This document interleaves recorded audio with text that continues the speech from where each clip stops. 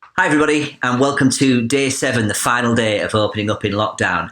Thank you for, if you're still with me, then thank you for, making it this far. If you've watched a video, clicked a link, if you've made a comment, if you've just opened up a little bit more about your own mental health, then you've made this whole thing worth doing. So thank you so much for that. The truth for me is that I may never rewrite all these scripts that I've written for myself, or reach this perfect version of myself that I've obviously been trying so hard to achieve, and that's all right. I'm now trying to work on awareness of it and articulating it and trying to set myself up to grow in the right direction. And so these videos have been a part of that process, and they've been a cathartic process in their own right. Getting something done, getting stuff down that you've been wanting to do for a while has its own rewards. And right now, I think we're in a unique position. And I know that this lockdown and this virus comes with its own anxieties and uncertainty and worry. But hopefully, we can agree that things have become a bit more simple as we focus more around sustaining and protecting our loved ones. The noise from all the day-to-day hustle and bustle of life has kind of faded a little bit for me, and I hope it has for you.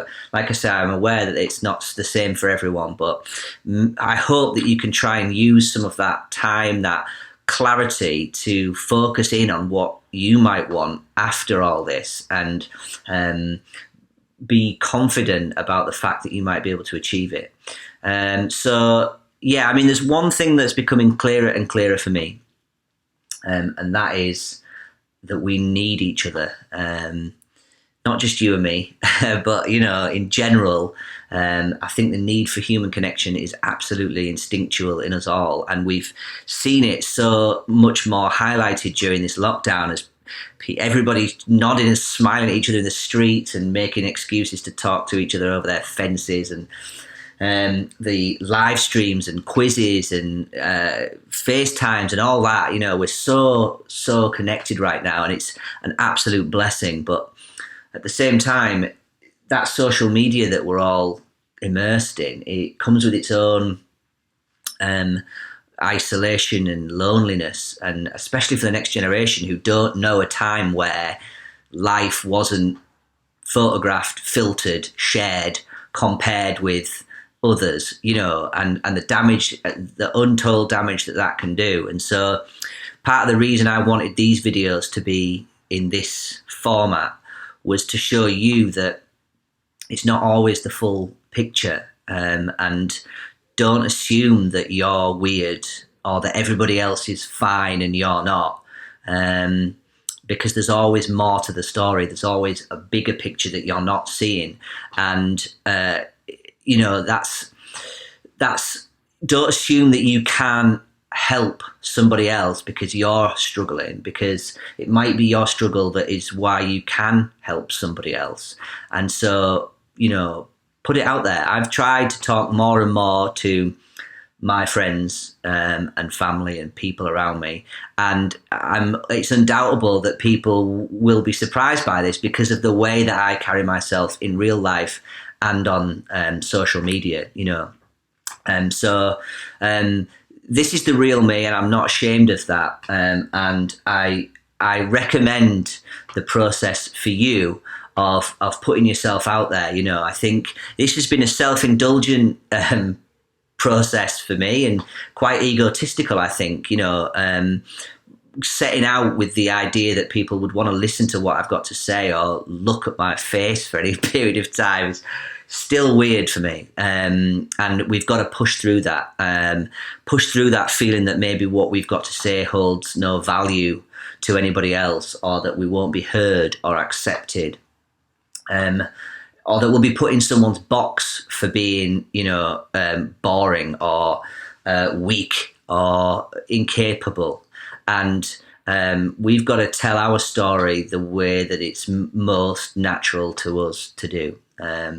So I wish you luck with that. And I want to one other way I want to try and help with that is to talk a bit about how I've talked to others, how I've opened up, and what the results of that have been. Okay, so this is by no means a shaming exercise, because the reality is these conversations have to happen. They're not going to be easy, especially with people who don't get it.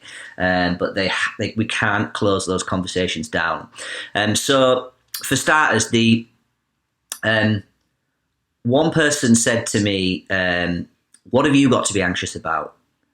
And I mean, I didn't have a great answer at the time. I mean, I think they said, try to think about how lucky you are. And if you think about it, that's a natural response, probably even from me a few years ago. That, if you haven't experienced it yourself, really, then the natural instinct is, well, think about the good stuff, and I think it just shows that people can't always accept the power that it has, the control that it can have over. It's not a choice, I mean, several people actually said to me, well, this is normal. This is, everyone feels like this at some point in their lives. And, if that is true, which it might well be, then why aren't we all talking about it more? Why aren't we all helping each other and sharing our experiences and coping mechanisms and positivity and lifting each other? Why do we have to accept that that's the way it always is and we don't talk about it? Someone said to me, "You think too much." And I was like, "You think?" Again, I didn't have a great answer for that at the time. I'm getting better at talking about these things. And I think, I can't apologize for the thinking. It's what makes me who I am. It's what separates us from the beasts. If it is that's got me into this mess, I still don't think I'd change. I don't think I'd want to think less. And hopefully with a bit of help from the people around me, I will come out on the other side, and it will be thinking that will help me do that. But I think the point is that none of those conversations were scary or unpleasant. They need to be had. I want those conversations to be open. There's still, there's more to be discussed. And I think that's the point, is that don't close these conversations down, because we need to help people to understand that it's not always about fixing people or the right choice of words. It's about creating that space where someone can talk about who they are without feeling the judgment or the need for fixing.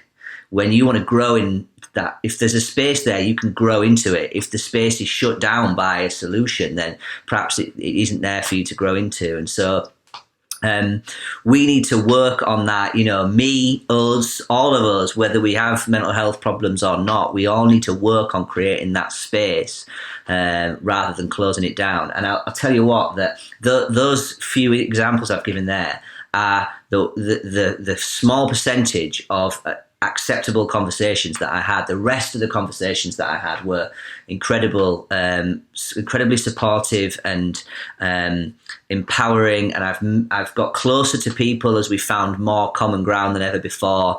I really highly recommend just talking about it.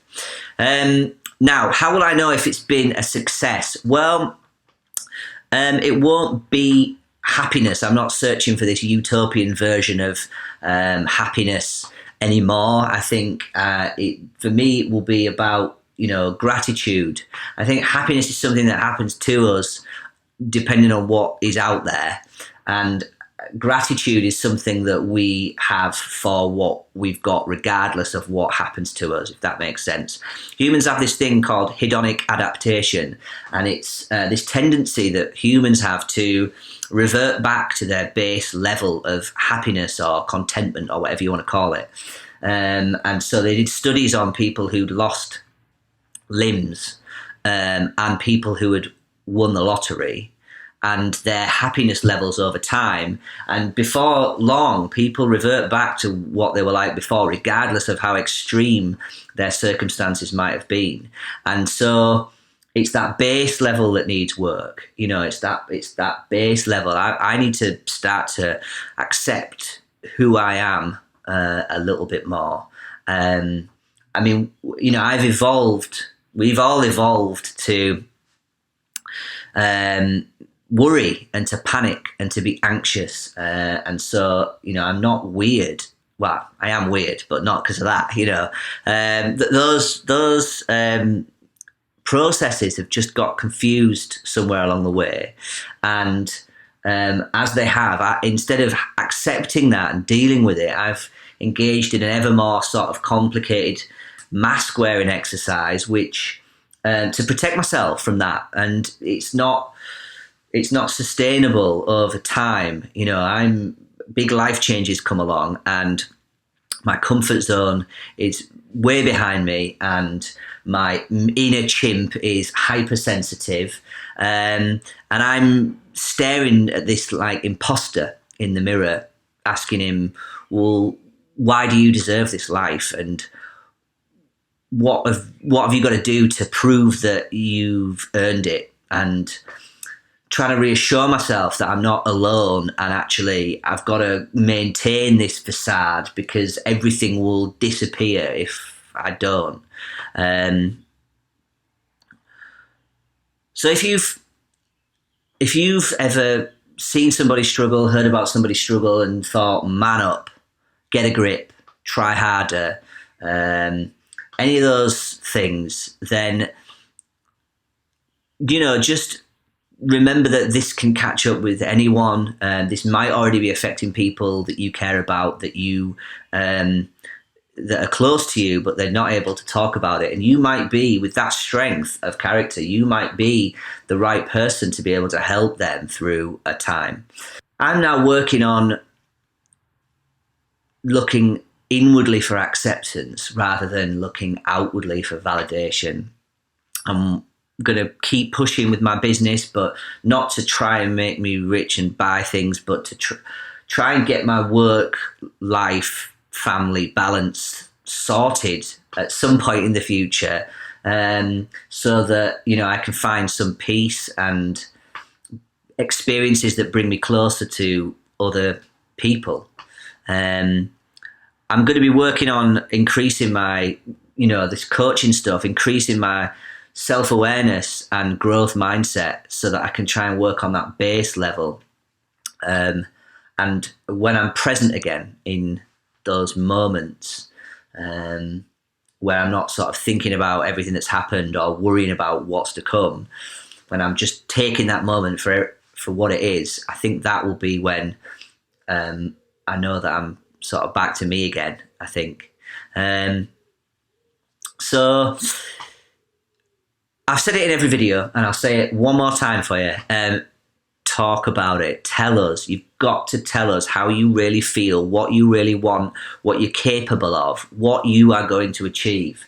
Put it out there into the world where you control it and it doesn't control you anymore. You absolutely can do that. You can. I'm telling you, because I'm doing it, and I wouldn't have believed I could have done this 6 months ago.